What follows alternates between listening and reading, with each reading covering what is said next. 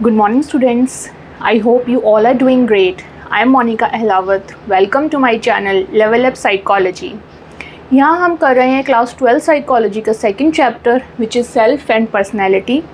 Last class में हमने किया था बिहेवियरल अप्रोच और आज हम करेंगे cultural approach. Okay, so let's start with the topic today which is cultural approach.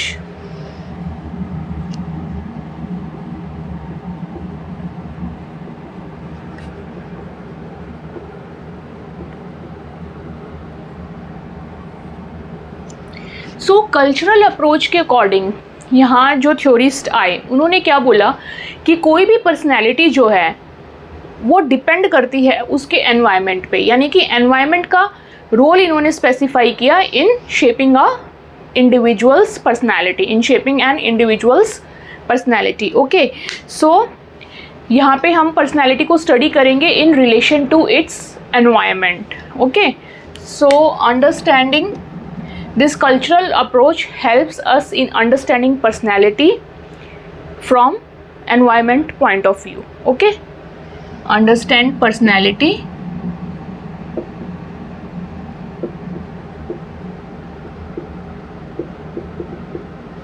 in relation to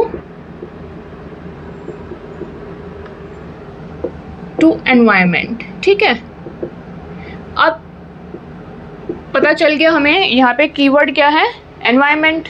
ठीक है, तो बेसिकली हमें ये पता होना चाहिए यहाँ पे पर्सनैलिटी को समझने के लिए कि भाई ये एनवायरनमेंट क्या है यहाँ पे, है ना, एनवायरनमेंट का रोल क्या है। तो इस एनवायरनमेंट को इन्होंने बताया दो पार्ट्स में। ठीक है, कि एनवायरनमेंट जो है वो हमारा दो तरीके से होता है। एक होता है हमारा इकोलॉजिकल एनवायरनमेंट, इकोलॉजिकल एनवायरनमेंट। ठीक है, और एक होता है हमारा कल्चरल एनवायरनमेंट।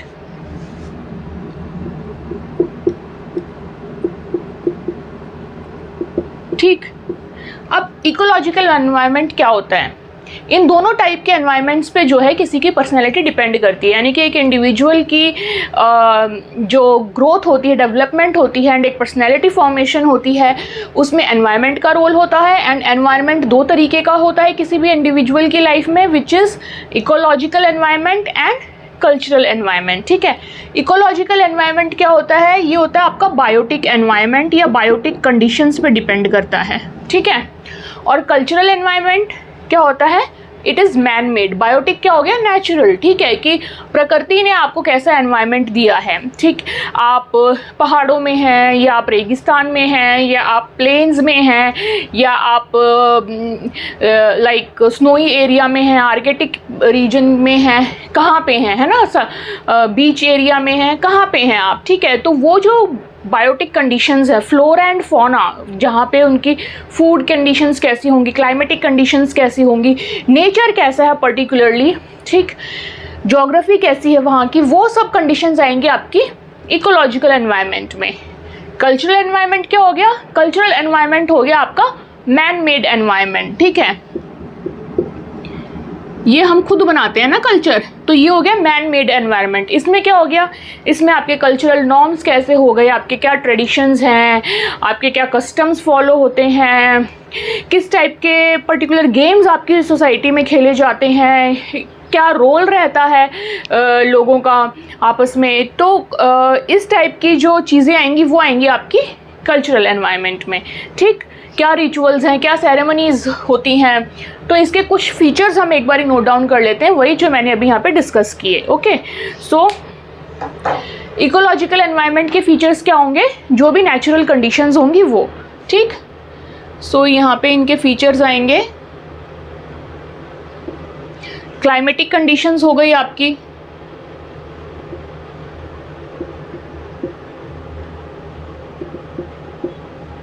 ठीक, और क्या हो सकता है?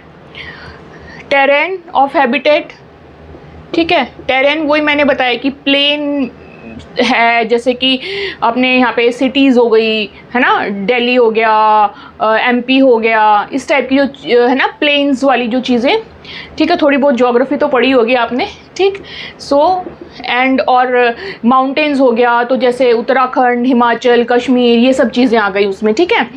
टेरेन ऑफ हैबिटेट, ठीक है, कि जहाँ पे हम रह रहे हैं वहाँ का टेरेन कैसा है, ज्योग्राफी कैसी है वहाँ की, ठीक है।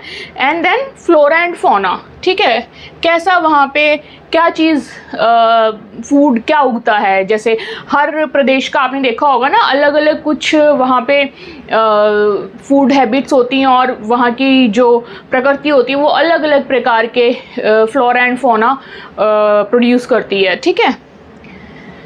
फ्लोरा एंड फौना, ठीक है।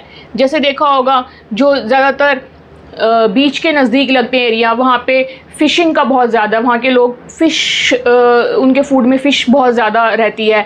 किसी स्टेट में अगर राइस की उपज बहुत ज़्यादा है तो वहाँ का जो मेन कॉमन फूड होगा वो राइस होगा, है ना। तो इस तरीके से जो फ्लोरा एंड फौना यानी कि हमारी जो फूडिंग हैबिट्स हैं, ठीक है, वो भी जो है इकोलॉजिकल एनवायरनमेंट पे डिपेंड करती हैं, ठीक। और यहाँ पे क्या आ जाएंगे, इसके फीचर्स क्या रहेंगे, मैन मेड एनवायरनमेंट कैसे बनता है, कोई कल्चर कैसे डेवलप होता है। हर कल्चर की पर्टिकुलर कुछ सेरेमनीज होती हैं, कुछ रिचुअल्स होते हैं, है ना, तो वो चीज़ें बनाती हैं कल्चरल एनवायरनमेंट। तो इसमें फीचर्स क्या आएंगे आपके, रिचुअल्स हो गए, सेरेमनीज हो गई, ठीक है, रिलीजियस प्रैक्टिसेस,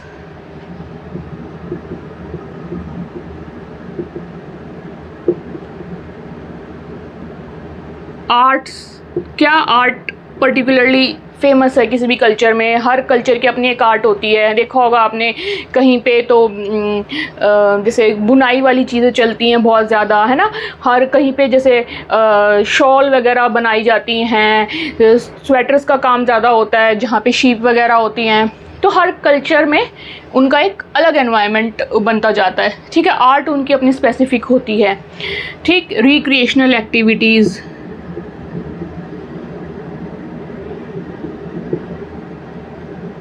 ठीक है, रिक्रिएशनल एक्टिविटीज़ किसी भी कल्चर में क्या है, यानी कि वहाँ पे कैसे कैसे गेम्स वगैरह खेले जाते हैं, ठीक है।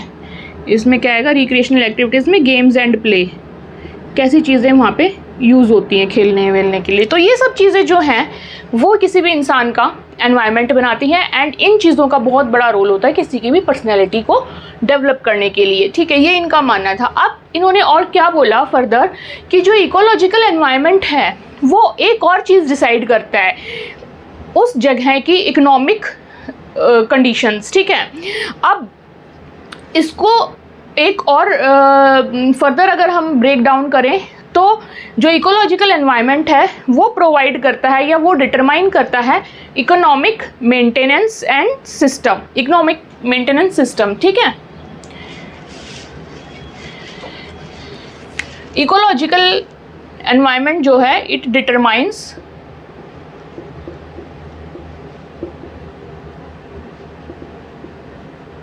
इकोनॉमिक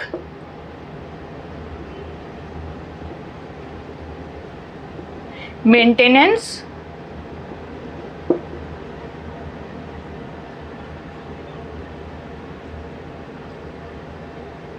सिस्टम, ठीक है। यानी कि आपका जैसा इकोलॉजी है, ठीक है, वो बहुत आपका ये डिसाइड करता है कि आपकी अर्निंग जो चीज़ है, अर्निंग जो एनवायरनमेंट है वो कैसा होगा, ठीक है। अब जैसे जो चीज़ें यहाँ पे होंगी प्लेन्स में, ठीक है, वो चीज़ें हो सकता है कि माउंटेन्स में वैसी ना हो, है ना। या जैसे हमने ओशियन बीच वाले एरियाज़ का बोला, तो वहाँ पे ज़्यादातर क्या होगा, फ़िशिंग, वहाँ पे एक बहुत पॉपुलर सोर्स ऑफ एम्प्लॉयमेंट है ना।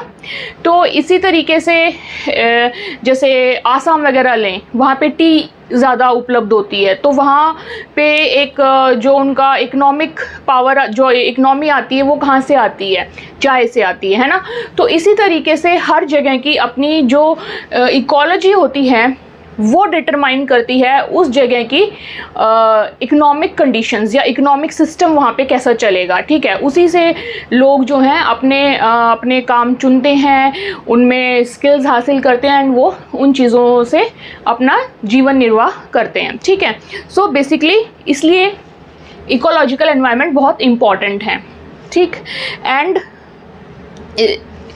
कैसे जो लेबर हैं उनका डिवीज़न कैसे होगा, जैसे अगर आप टी इंडस्ट्री को ही लें, अगर चाय के बागान हैं आसाम में, तो वहाँ पे कौन तो चाय की पत्तियों को तोड़ के लाएगा, कौन फिर वहाँ पे उनको आगे प्रोसेस करेगा, कौन पैकेजिंग करेगा। तो इस हिसाब से जो डिवीज़न ऑफ लेबर है वो भी इसमें ही आ जाता है, ठीक। और हमारा सोशल स्ट्रक्चर ऐसे डिसाइड होता है, और इसी हिसाब से इन दोनों की वजह से ही ये देखते हैं कि जो चाइल्ड डेवलपमेंट होती है, जो चाइल्ड रियरिंग प्रैक्टिसेस होती हैं वो कैसे आती हैं, कैसे डेवलप होती हैं, ठीक है। तो आई होप ये इतना क्लियर है आपको। इन दोनों चीज़ों को मिला के ही एक बच्चे का जो है डेवलपमेंट होता है एंड उन सब चीज़ों का असर पड़ता है उस चीज़ पे, ठीक। तो वो आपको उनकी पर्सनैलिटी में देखने को मिलेगा, ओके। सो इसी हिसाब से फिर लोग अपनी जो स्किल्स हैं, एबिलिटीज़ हैं, बिहेवियर हैं, उनको डेवलप करेंगे और उनकी प्रायोरिटी फिर उसी हिसाब से डिसाइड होगी, ठीक है। आई होप ये समझ आया आपको। इसका एक हम एग्जाम्पल समझ लेंगे, उसके बाद ये टॉपिक यहाँ ख़त्म हो जाएगा। If you want you can take notes of this.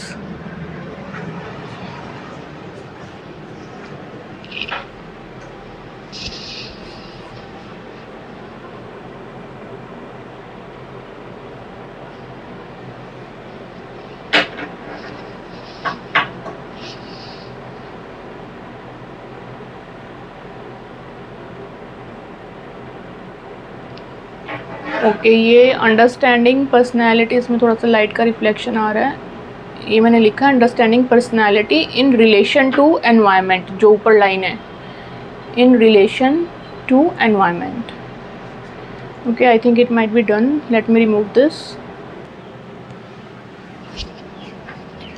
Okay, so हमने देखा कि एक पर्सनैलिटी के डेवलपमेंट में उसके एनवायरनमेंट का बहुत बड़ा रोल होता है। एंड एनवायरनमेंट इकोलॉजिकल होता है, यानी कि नेचुरल कंडीशंस वाला, एंड कल्चरल भी होता है, यानी कि मैन मेड कंडीशंस, जो कि रिचुअल, सेरेमनीज, जो प्रैक्टिसेस हम फॉलो करते हैं वो सब चीज़ें, ठीक है। अब उसके आधार पे हम एक एग्जांपल देखते हैं कि कैसे पर्सनैलिटी डेवलप होती है, ठीक है। तो इसमें यहाँ पे हम एग्जांपल देखते हैं दो टाइप की पर्सनैलिटीज़ का कैसे कैसे आएंगी, ठीक। अब एक पर्सनैलिटी लेते हैं हम जो कि फॉरेस्ट एंड रिमोट, बिल्कुल फॉरेस्ट एंड माउंटेन के एरियाज़ में होगी, ठीक है। जो ट्राइबल टाइप की जो कम्युनिटी होती है उससे रिलेटेड, ठीक है। So forest and mountain region में फॉरेस्ट एंड माउंटेन रीजन, ठीक है। यहाँ पे आपकी कैसी पर्सनैलिटी आएगी, ठीक है। इसका एग्जाम्पल आप दे सकते हैं, जो कम्युनिटी है द बिरहोर कम्युनिटी, ठीक है, इस कम्युनिटी का एग्जाम्पल, ठीक। अब इसमें क्या होगा, हमें क्या देखना है, दो चीज़ों से देखनी है इनकी पर्सनैलिटी। यहाँ पे जो लोग आएंगे वो कैसे होंगे, इनकी हमें इकोलॉजी देखनी है कैसी होगी, एंड इनका कल्चर देखना है, ठीक है। या इकोलॉजी, या फिर इकोलॉजी क्या डिटरमाइन करती है, आपकी इकोनॉमिक कंडीशंस। सो यहाँ पे हम लिख भी सकते हैं इकोनॉमिक कंडीशंस, या इकोनॉमी कैसी रहेगी, इकोनॉमिक एक्टिविटीज़, ठीक है, इकोनॉमिक एक्टिविटीज़ बेसिकली, ठीक। तो अब जो माउंटेन्स में है, फॉरेस्ट में, इतनी दूर, लाइक ट्राइबल रेंज में, ठीक है, सपोज़ कि वहाँ पे Assam is also in towards that hilly area, but वो वाला एग्जाम्पल नहीं ले रहे हैं हम, यहाँ पे हम ले रहे हैं लाइक वेरी रिमोट, ठीक है, जो ट्राइबल चीज़ें होती हैं वहाँ का, ठीक है। तो वहाँ पे उनकी एक्टिविटीज़, जो इकोनॉमिक एक्टिविटीज़ हैं वहाँ क्या हैं, मेनली है हंटिंग, ठीक है। वो लोग शिकार पे निकल जाते हैं एंड देन वहाँ से कुछ पकड़ के लाएंगे तो उनका जीवन निर्वाह होगा, उनको खाने को कुछ मिलेगा, ठीक है। हंटिंग एंड गैदरिंग, जाते हैं वहाँ पे कुछ ढूंढ के खाने का कुछ लेके आते हैं। तो डे टू डे लाइफ जो है उनकी इस तरीके से चलती है।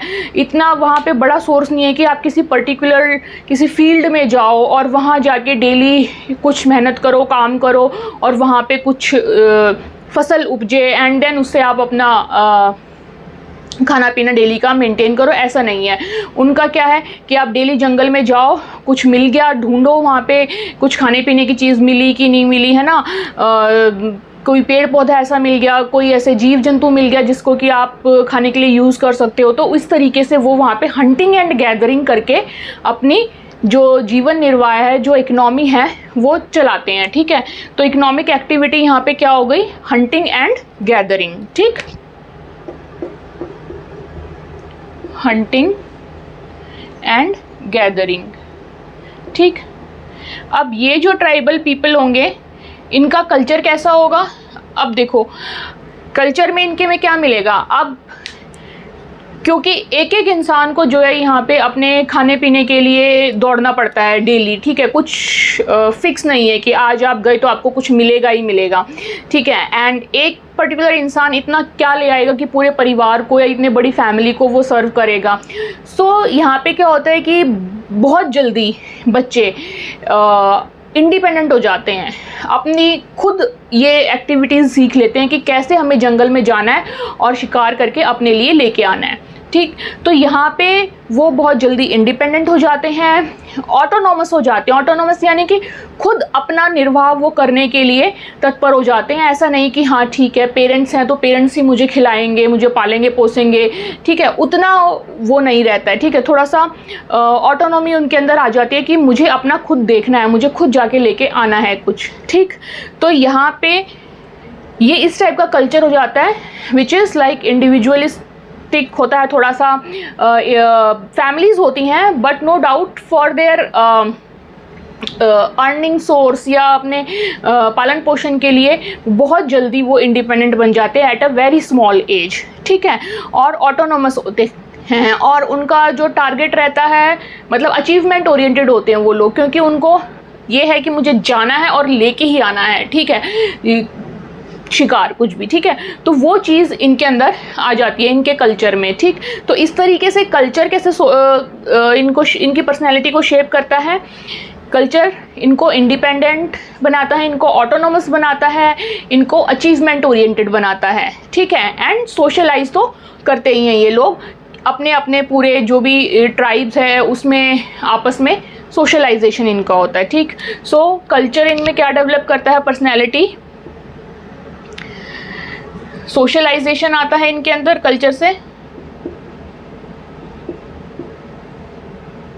और क्या आता है, इंडिपेंडेंट बनते हैं at a very small age, ठीक है।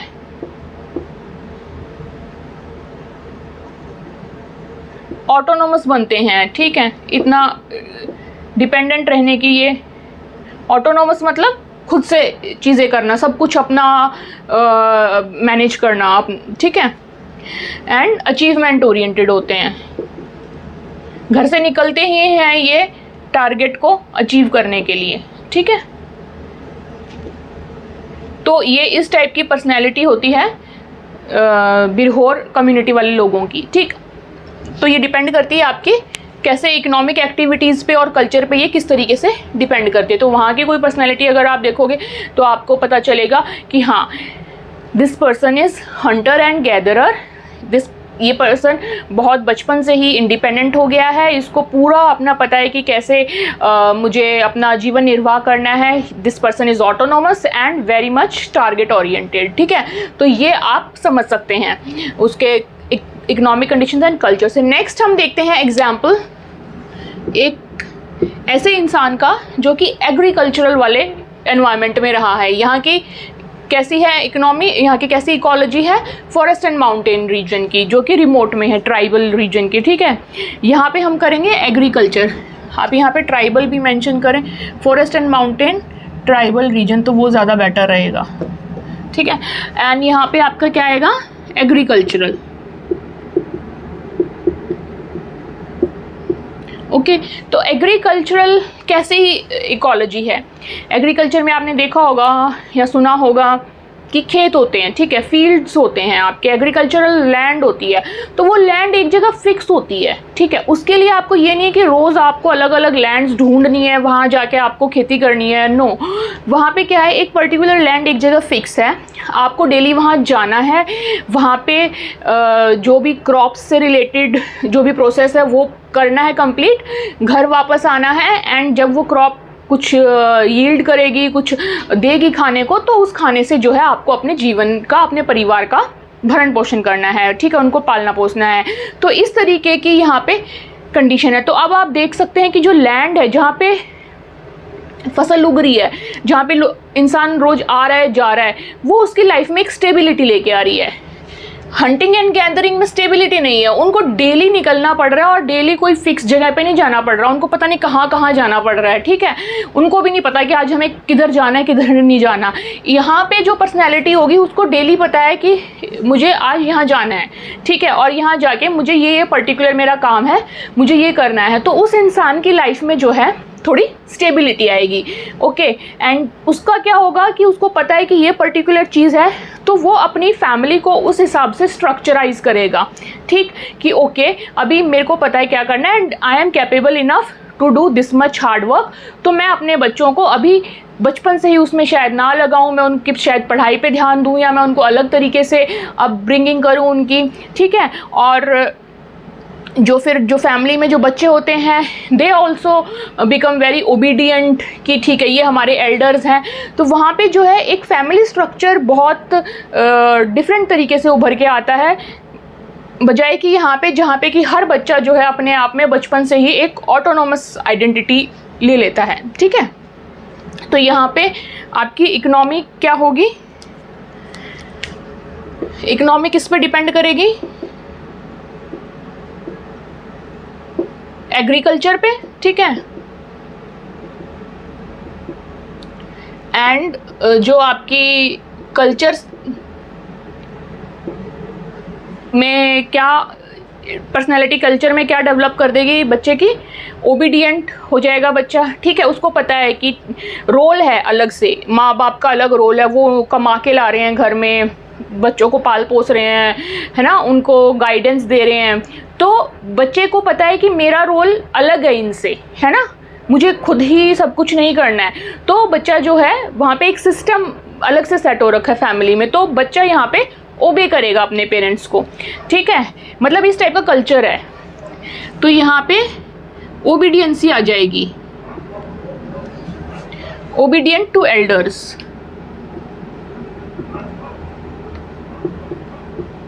जस्ट बिकॉज क्योंकि रोल्स अलग अलग हैं, ठीक है। एंड नर्चरेंट टू यंगस्टर्स, और जो घर के बड़े होंगे उनके अंदर क्या पर्सनैलिटी उनकी कैसी होगी कि उनको ये है कि हाँ मुझे छोटे जो घर में है उनका पालन पोषण मुझे करना है, ठीक। यहाँ पे ऑटोनॉमी नहीं है इस केस में, ठीक है। सो यहाँ पे तो क्या है भाई, अपना अपना देखना है कि आज मुझे कुछ मिला कि नहीं मिला, है ना, बचपन से ही, बहुत छोटे से ही, ठीक है। सो यहाँ पे बड़ों के प्रति तो आदर सम्मान का ज़्यादा भाव रहता है, और छोटों के प्रति एक नर्चरेंट वाली फीलिंग होती है कि मुझे इनको पालना पोसना है, ठीक। नर्चरेंट्स टू यंगस्टर्स, ठीक है। और क्या यहाँ पे क्या और लगता है, रिस्पॉन्सिबिलिटीज़, ठीक है, रिस्पॉन्सिबल इंसान यहाँ पे बहुत ज़्यादा हो जाता है।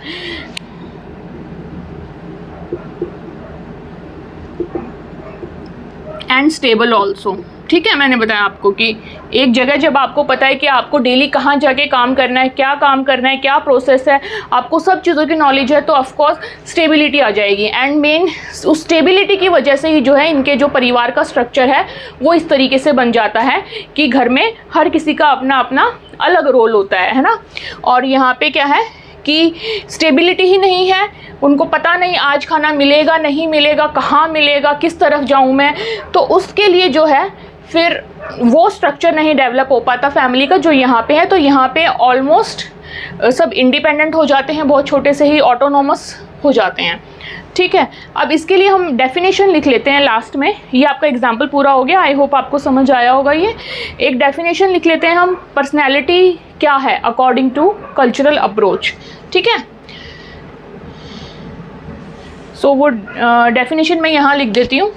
आप आई होप, वैसे तो ये विजिबल होगा, नहीं भी होगा तो this is the last thing we are noting down, and मैं इसको स्क्रीन को एडजस्ट कर दूँगी। ठीक है, so personality according to cultural approach is an adaptation of an individual और groups to the demands of their ecology and culture. ठीक है, किसी की भी पर्सनैलिटी कल्चरल अप्रोच के अकॉर्डिंग एक ऐसी अडेप्टेशन होती है टुवर्ड्स देयर इकोनॉमी और इकोलॉजी एंड कल्चर। ठीक है, कि कोई भी इंडिविजुअल या ग्रुप कितना और किस हद तक जो है अपने कल्चर में एंड इकोलॉजी में अडेप्ट किया होता है, वो उसकी पर्सनैलिटी डिसाइड करती है। ठीक है, so we can write down this personality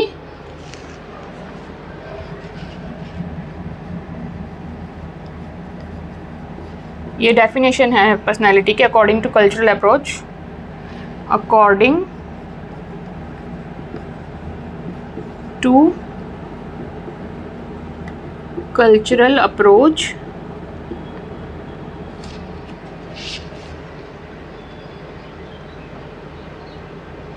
is an adaptation of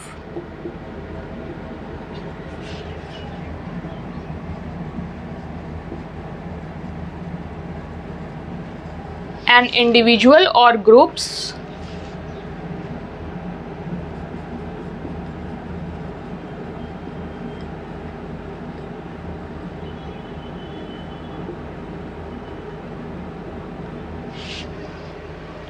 to the demands of their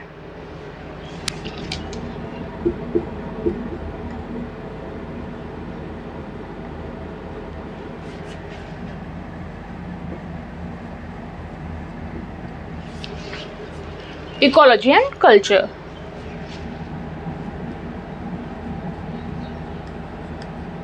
Okay, do not worry if it is not visible, I will adjust the screen.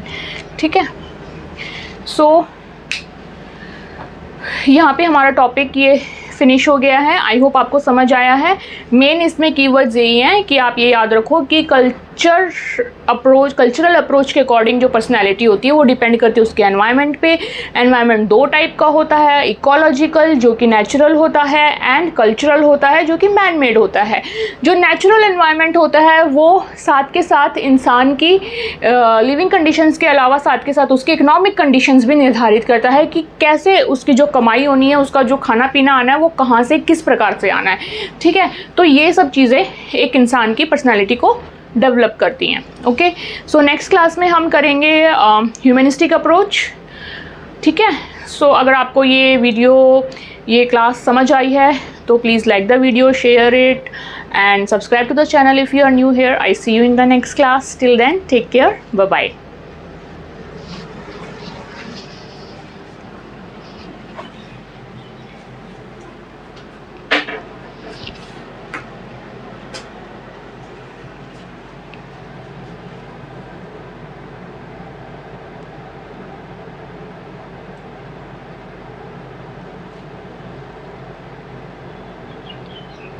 So I think it is visible completely now.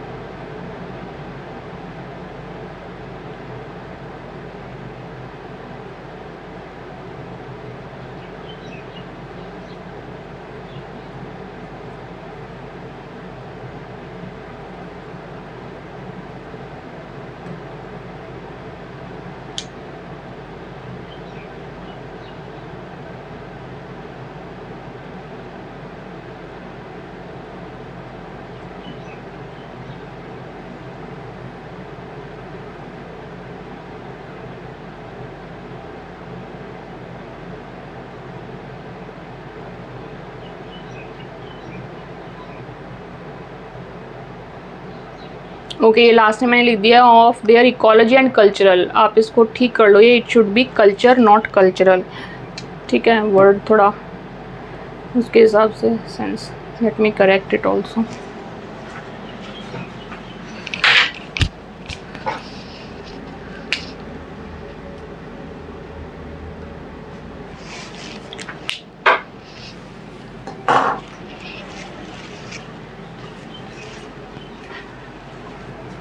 So this is personality according to cultural approach is an adaptation of an individual or groups to the demands of their ecology and culture.